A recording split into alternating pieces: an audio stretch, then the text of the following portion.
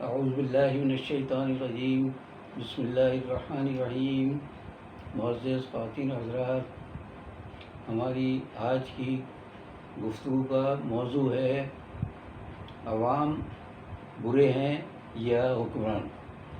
ہمارے عام طور سے لوگوں کو یہ کہتے سنا ہے کہ صاحب لوگ ہی اچھے نہیں ہیں تو حکمران کہاں سے اچھے ہوں گے، لوگ اتنے خراب ہیں، ان کے اخلاق و کردار، اس کی وجہ سے انہیں برے حکمران ملتے ہیں۔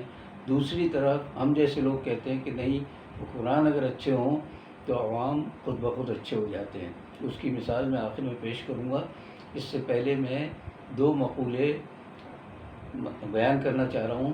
ایک تو عربی کا ہے الناس علی ملوکہم، جس کا مطلب یہ ہے کہ لوگ جو ہیں اپنے بادشاہوں کے یعنی حکمرانوں کے طریقے پر چلتے ہیں۔ دوسرا اردو کا ہے محاورہ کہ جیسا راجا ویسی پرجا، یعنی بادشاہ جیسا ہوگا بالکل ویسے ہی لوگ ہوں گے۔ تو یہ دو مقولے تو انسانی تاریخ کو ظاہر کرتے ہیں کہ عام طور سے حکمران عوام کی خدمت کے لیے آتے ہیں اور لوگ ان کے حساب سے خود بخود ڈھلنے لگ جاتے ہیں۔ بادشاہ، راجا، خلیفہ، جو نام دے دیں آپ، وہ اگر اچھا ہوگا تو عوام میں اچھائیاں خود بخود آنا شروع ہو جائیں گی۔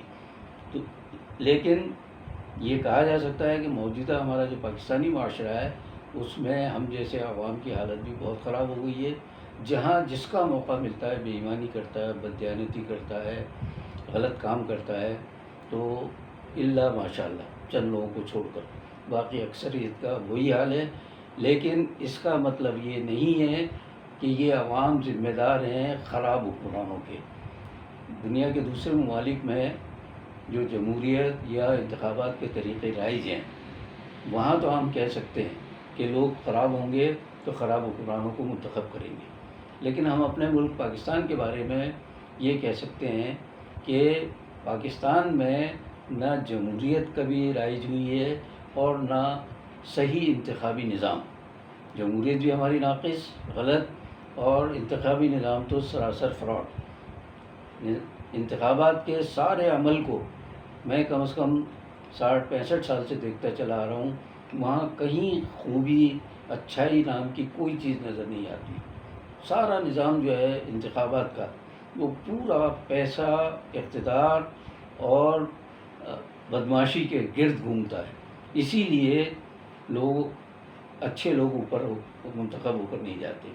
اب اس میں عوام کا کیا قصور کہ جب انہیں موقع ہی نہیں دیا جاتا اچھے حکمران منتخب کرنے کا یا اپنے نمائندے منتخب کرنے کا، تو جب انہیں موقع ملے گا کبھی، ایسا نظام رائج ہوگا، تو پھر شاید ہمارے یہاں بھی ہم کہہ سکیں کہ صاحب عوام اچھے ہیں تو حکمران بھی ہمیں اچھے ملے۔ اس وقت تو صورتحال یہ ہے کہ حکمران بہت برے ہیں، اس لیے عوام بہت برے ہیں، اور عوام کا مسئلہ سیدھا سادہ یہ ہے کہ وہ بیچارے 2 وقت کی روٹی، اپنے بچوں کی لیے حصول رزق، تعلیم، صحت، ٹرانسپورٹ اور اس قسم کے مسائل میں دن رات پریشان رہتے ہیں۔ کوئی ایک مسئلہ ان کا حل ہو کر نہیں دیتا، تو آپ ان سے کیسے توقع کر سکتے ہیں کہ وہ خود ایک تو ایماندار، دیانتدار ہو جائیں، دوسرے یہ کہ وہ اس فراڈ انتخابی نظام میں اچھے لوگ منتخب کر سکیں۔ ان کا تو بس ہی نہیں چلتا بیچاروں کو۔ ان کے ووٹ تو بہت سی دفعہ تو ایسا ہوتا ہے کہ خود ہی پڑ جاتے۔ وہ جو پولنگ بوتھ پر پہنچتے ہیں تو ان کو بھگا دیا جاتا ہے، کہتے ہیں جی آپ کا ووٹ تو پڑ گیا، آپ کیسے آ گئی؟ تو فرشتے ووٹ ڈالتے ہیں، اور فرشتوں کا لفظ ہمارے معاشرے میں خصوصاً سیاست میں جن لوگوں کے لیے استعمال ہوتا ہے ان کا نام ہم نہیں لے سکتے، اس لیے کہ وہ قابل گرفت ہے۔ پتہ نہیں جو بھی نام لے کچھ نہیں پتہ کہ وہ گھر میں رہ سکے گا یا اٹھا لیا جائے گا۔ تو اس حوالے سے میں کہہ سکتا ہوں کہ ہمارے یہاں جو جمہوریت نام کا جو نظام رائج ہے، وہاں جمہور یعنی عوام کا کوئی عمل دخل نہیں۔ اس لیے عوام تو بیچارے بے بس ہیں۔ ان پر یہ الزام کہ وہ دیانتدار اور اہل لوگوں کو منتخب نہیں کرتے، یہ سراسر بے بنیاد ہے، غلط ہے۔ حکمران اگر جمہوری طریقے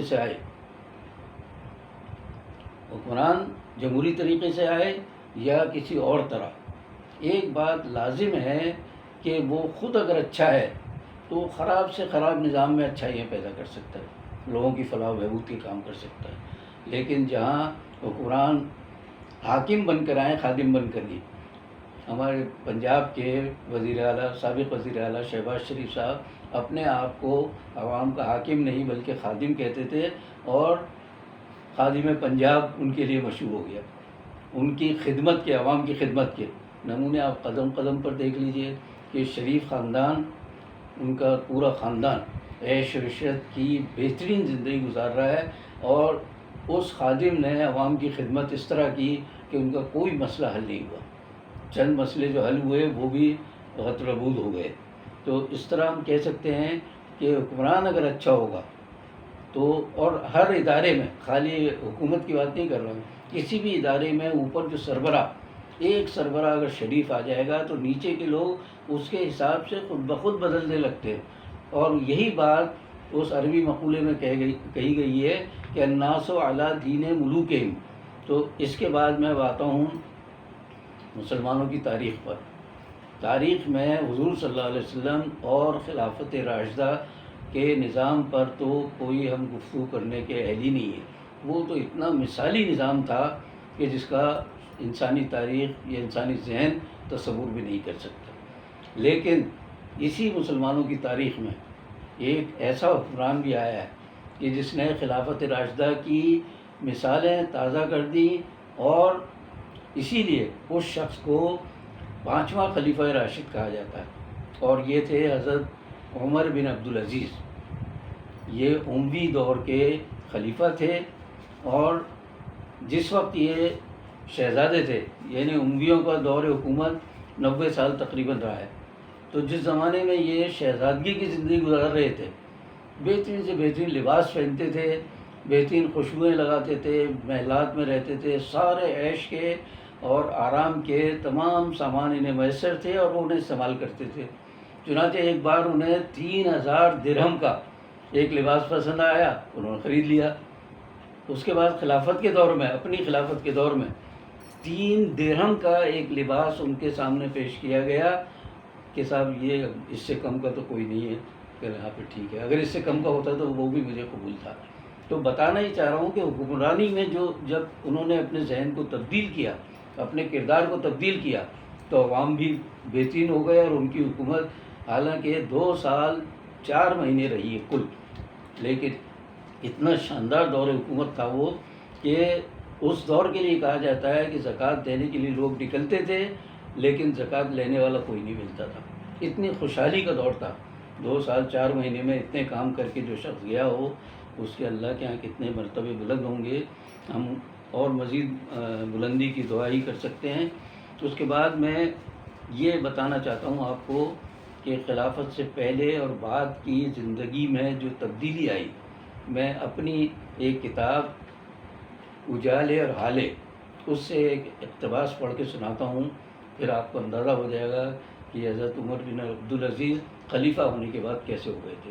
ایک بات اس سے پہلے یہ بتا دوں کہ ان پر زبردستی جب خلافت کا بار ڈالا گیا سلیمان بن عبد الملک کے انتقال کے بعد، تو انہوں نے کہا کہ بھئی یہ میرے اوپر ایک جو مسلط کر دیا گیا خلافت کا بار، اس طوق سے میں آپ کو نجات دیتا ہوں، آپ آزاد ہیں، جس کو چاہیں آپ خلیفہ منتخب کر لیں. تو لوگوں نے کہا کہ نہیں، ہم آپ ہی کے ہاتھ پر بیعت کریں گے. تو انہوں نے بیعت کی. بیعت کے بعد جب گھر آئے وہ، تو گھر میں آ کر انہوں نے اعلان کیا، بیٹے کو بلا کر کہا کہ مجھے زبردستی خلیفہ بنا دیا گیا ہے، اور ہمارے پاس اموی حکومت کے دور میں جتنا مال و اسباب آیا ہے یہ سب مسلمانوں کا مال ہے، یہ ہمارا نہیں ہے. تو میں آئندہ جمعے میں خطبے کے وقت یہ اعلان کروں گا کہ یہ سارا مال ہم واپس کر رہے ہیں. تو بیٹے نے کہا، دیکھیے آپ اندازہ کیجئے کہ باپ کے بدلتے ہی بیٹا کس طرح بدلا. بیٹا کہنے لگا، ابا جان آپ کو یقین ہے کہ آپ اگلے جمعے تک اعلان کریں گے؟ تو ابا جان سوچ میں پڑ گئے، کہنے نہیں واقعی. تو پھر انہوں نے اسی دن اعلان کیا، لوگوں کا مجمع بلایا اور کہا کہ اموی دور میں جو لوٹ کھسوٹ ہوئی ہے، جو پیسہ آیا ہے بیت المال میں یا ہمارے خزانوں میں، ذاتی خزانوں میں، وہ سب عوام کا مال ہے، ہمارا نہیں ہے. تو یہ سب عوام کا ہے. آج سے میں ان سب سے دستبردار ہوتا ہوں. دستبردار ہونے کے بعد خلیفہ عمر بن عبدالعزیز نے جو زندگی گزاری ہے، اس کی ایک جھلک میں آپ کو پیش کر رہا ہوں، اور یہ میری ایک کتاب تھی اجالے اور آلے، آج سے کم و بیش 25 سال پہلے یہ شائع ہوئی تھی۔ تو اس سے آپ اندازہ کر لیں کہ حضرت عمر بن عبدالعزیز ان کا دور کیسا تھا۔ صرف ایک مثال ہے یہ، اس سے ایسی بے شمار مثالیں حضرت عمر بن عبدالعزیز کے بارے میں، لیکن ایک مثال کافی ہے، جیسے کہتے ہیں نا مشت نمونہ از خروارد، کہ ڈھیر میں سے ایک مٹھی پر نمونہ لے لیں تو آپ کو پورے ڈھیر کا اندازہ ہو جائے گا۔ تو پورا دور حکومت حضرت عمر بن عبدالعزیز کا اس ایک واقعے سے آپ کے سامنے آ جائے گا۔ ایک بڑھیا کہیں سے چلتی پھرتی آئی اور اس کو کوئی کام تھا کہ خلیفہ سے ملنا ہے، تو خلیفہ وقت جو تھے حضرت عمر بن عبدالعزیز، ڈھونڈتی ڈھانڈتی ان کے گھر پہنچی، تو وہاں دیکھ کر وہ حیران رہ گئی کہ یہ خلیفہ کا گھر ہے، نہ شاہی ٹھاٹ باٹ ہے، نہ محل ہے، نہ کوئی دربان ہے، کوئی شخص نہیں۔ وہ پوچھتی ہوئی پہنچی، تو وہاں اس مکان پر جو پہنچی خلیفہ کے مکان پر، اس کے بعد کا تحریر میں ذرا سا لطف آئے گا آپ کو، زبانی شاید میں اتنا اچھا انداز میں بیان نہ کر سکوں۔ تو وہ پہنچی، اس نے کہا وہاں پہنچ کر کہنے لگی اس مکان کی مالکہ کہاں ہے؟ تو وہ جو خاتون کھڑی تھی وہ کہنے لگی اس خادمہ کو ہی آپ مالکہ سمجھ لیں۔ پھر بڑھیا نے کہا اچھا بیٹی یہ تو بتاؤ کہ گھر اجاڑ اور ویران سا کیوں ہے؟ خاتون خانہ نے نہایت عجز و انکساری اور خندہ پیشانی سے کہا اماں صرف اس لیے کہ اس مکان کا مکین دوسروں کو اجڑنے سے بچانے میں لگا رہتا ہے۔ اس جملے میں غور کیجیے، اس مکان کا مکین جو دوسروں کے گھروں کو اجڑنے سے بچانے میں لگا رہتا ہے، اس لیے اسے اپنے مکان کی کوئی فکر نہیں ہے۔ ابھی ان دونوں کی باتیں جاری تھیں کہ ایک شخص نے دروازے پر ہلکی سی دستک دی اور کھنکھارتا ہوا گھر میں داخل ہو گیا۔ اس نے اچٹتی سی نظر دونوں خواتین پر ڈالی اور سیدھا صحن کے دوسرے سرے پر واقع کنویں کے پاس جا کر اس سے پانی نکالنے لگا۔ بڑھیا نے دیکھا کہ اجنبی پانی بھرنے کے دوران بار بار کنکیوں سے ان کی جانب دیکھتا جا رہا ہے۔ بڑھیا کو یہ بات ناگوار گزری، بڑھاپے کی وجہ سے خود اس میں تو کوئی کشش باقی نہ رہی تھی، لیکن خاتون خانہ ابھی اس قابل تھی کہ کوئی اس پر نظر بد ڈال سکے۔ جب بڑھیا سے برداشت نہ ہو سکا تو اس نے کہا یہ اجنبی بار بار تجھے دیکھ رہا ہے، بڑا بے شرم اور ندیدہ معلوم ہوتا ہے۔ بیٹی تو دوسری طرف منہ کر لے، میں ابھی اس کا مزاج درست کرتی ہوں۔ خاتون خانہ کے چہرے پر مسکراہٹ پھیل گئی اور اس نے گھبراہٹ نے بڑھیا کو اور بھی بے چین کر دیا۔ بڑھیا پہلے گھبرائی ہوئی تھی، اب اس کی مسکراہٹ دیکھ کر اور پریشان ہو گئی، لیکن جلد ہی اس کا غصہ دور ہو گیا اور اس نے کہا کہ یہ بڑی اماں کوئی غیر یا اجنبی نہیں ہے، بڑی اماں یہ شخص کوئی غیر یا اجنبی نہیں ہے، یہ تو میرے شوہر ہیں، مسلمانوں کے خلیفہ عمر بن عبدالعزیز۔ ذرا غور کیجیے، حضرت عمر بن عبدالعزیز تھے یہ۔ واقعی تم سچ کہہ رہی ہو؟ جی بالکل سچ۔ حیا کا ایک رنگ خاتون خانہ کے چہرے پر پھیل گیا، لیکن یہ تو خود کنویں سے پانی نکال رہا ہے۔ جی اماں، مسلمانوں کا خلیفہ حاکم نہیں خادم ہوتا ہے۔ اب ذرا غور کیجیے، میں نے جو اوپر حاکم اور خادم کا لفظ استعمال کیا تھا، اور جیسا راجہ ویسی پرجا کہا تھا، الناس علی دین ملوکہم کہا تھا۔ آگے بڑھی بڑھیا دل میں بہت شرمندہ ہوئی، لیکن احترام و عقیدت کے ساتھ اس کا سر فخر سے بلند ہو گیا کہ وہ ایک ایسے دین اور ایک ایسی قوم سے تعلق رکھتی ہے جس کا فرمانروا اپنے آپ کو حاکم کے بجائے خادم صرف کہتا نہیں ہے بلکہ سمجھتا بھی ہے۔ وہ فی الواقع خادموں کی طرح کام بھی کرتا ہے تاکہ اس کی رعایا امن و سکون اور خوشی و خوشحالی کی دولت سے مالا مال ہو سکے۔ اموی دور کی بے شمار خامیوں اور برائیوں کے بعد 99 ہجری میں جب حضرت عمر بن عبدالعزیز مسلمانوں کے خلیفہ بنے تو انہوں نے خلافت راشدہ کی یاد تازہ کر دی۔ اب میں آتا ہوں ذرا سا آگے اسی واقعے میں کہ حضرت عمر بن عبدالعزیز کی اگر ہم تقلید کرنے لگیں،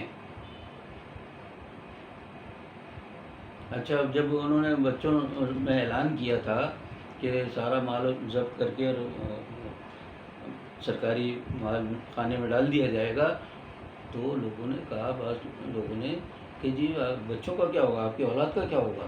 تو آپ نے فرمایا اللہ ان کا مالک ہے، میں انہیں خدا کے سپرد کرتا ہوں۔ حضرت عمر بن عبدالعزیز کی تقلید میں بنو امیہ کے تمام غاصبوں نے غصب شدہ جائیدادیں واپس کر دی۔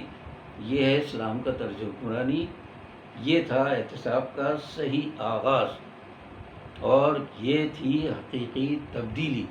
آج ہم تبدیلی کے بڑے نعرے لگاتے ہیں، آپ دیکھ لیجیے کیسی تبدیلی آ رہی ہے کہ جو مقتدر و متمول طبقہ ہے وہ امیر سے امیر تر با اختیار ہوتا جا رہا ہے، اور غریب طبقے کے حالات ابتر سے ابتر ہوتے چلے جا رہے ہیں۔ ہم اگر دیکھیں کہ رائی اور رعایا کس طرح بدلتی ہے، تو حضرت عمر بن عبدالعزیز کا یہ واقعہ ہمارے لیے کافی ہے کہ ہم اس کو پڑھیں، اس سے سبق حاصل کریں، اور عوام سے زیادہ خواص کو، یعنی اوپر کے طبقوں کو بدلنا ہوگا۔ میری اپنی تو ذاتی رائے ہے کہ جب تک اوپر کے لوگ نہیں بدلیں گے، نیچے کے لوگ بیچارے ویسے بے بس و بے کس ہیں، وہ کیا بدلیں گے؟ انہیں اگر دیکھیں گے کہ ان کے علاقے کا چھوٹا سا بھی کوئی حاکم یا افسر ہے، وہ تبدیل ہو گیا، انسان بن گیا ہے، تو وہ ساری خرابیاں اپنی کنویں میں ڈالائیں گے عام لوگ تو فوراً ہی، کہ جب اتنا اچھا عادل و منصف حکمران ہمارے درمیان آ گیا ہے تو ہم کیوں بے ایمانی کریں؟ تو اگر اس طرح ہم چلیں تو نہ وقت چاہیے اس کے لیے، نہ پیسہ چاہیے، نہ بہت وسائل چاہیے، بس ایک نیت چاہیے۔ وہ نیت اگر ہم کر لیں تو ساری چیزیں تبدیل ہو سکتی ہیں، ورنہ تو ہم نعرے تبدیلی کے لگائیں، فلاحی ریاست کے نعرے لگائیں، ریاست مدینہ کے نعرے لگائیں، بھائی خود تبدیل ہوں گے تو لوگ بدلیں گے۔ آپ اپنے ٹھاٹ باٹ اور عیش و عشرت کی زندگی گزار رہے ہیں اور عوام سے کہہ رہے ہیں کہ ابھی انتظار کریں، اور سکون تو قبر ہی میں ملتا ہے۔ تو اللہ نہ کرے کہ ایسا وقت آئے کہ سارے عوام کو، 22 کروڑ عوام ہیں پاکستان میں، کہ ان سب کو سکون کے لیے قبروں کی ضرورت پڑے۔ آج کے لیے اتنا ہی، باقی بشرط زندگی باقی۔